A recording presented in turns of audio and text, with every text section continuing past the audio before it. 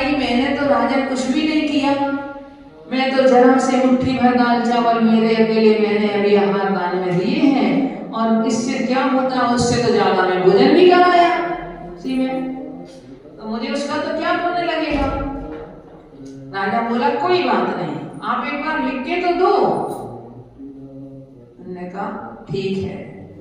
उन्होंने लेकर के उसको लिख के जैसे उसने उस पर तराजू के पल्ले पर ढलाया कि राजा की राजमहल के खजाने की जितनी संपत्ति थी सारी उस पर चढ़ती गई चढ़ती गई चढ़ती गई, परंतु वो पल्ला नीचे नहीं गिरा। तब देखी भावों की महिमा कि ये किसकी महिमा थी।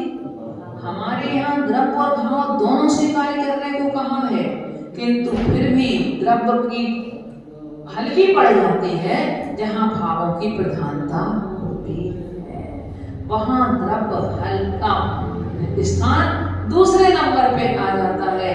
भावों से रहे द्रव्य कुछ भी करने में समर्थ नहीं है। समझो एक थोड़ा 0 से 1 पॉइंट बढ़ जाए तो बढ़ जाए, और भावों से सहित जो द्रव्य है वह दोनों का योग मिलने पर हमारे कर्मों की अनादि की संतति भी उससे नष्ट हो सकती है। तो आज आपकी ये करुण कहानी तीर्थंकर सब पंच पर जिनवाणी न तसी, करुण कहानी पूर्ण है गुरुवर ले आशीष। पंच प्रभु की शरण में जिनवाणी माँ के आंचल में यह मेरी करुण कहानी पूर्ण हुई। पर लोगों ने भी भगवान आदिनाथ स्वामी के दरबार में अपनी ये करुण कहानी का वाचन अपना पूर्ण हुआ।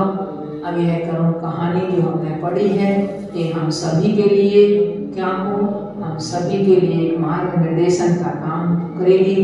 हम समय समय पर पुस्तक आपके बीच में है, आप समय समय पर इसमें से कुछ पॉइंट यदि कुछ पढ़ते रहेंगे तो आपके लिए भी अपने आप में पुरानी स्मृतियां भी आपको जब आपने पढ़ा है सुना है तो वो भी आपके लिए स्मरण में रहेंगी, और कुछ पॉइंट आपके लिए याद रह करके हमारे जीवन में मार्ग निर्देशन के लिए काम करेंगे।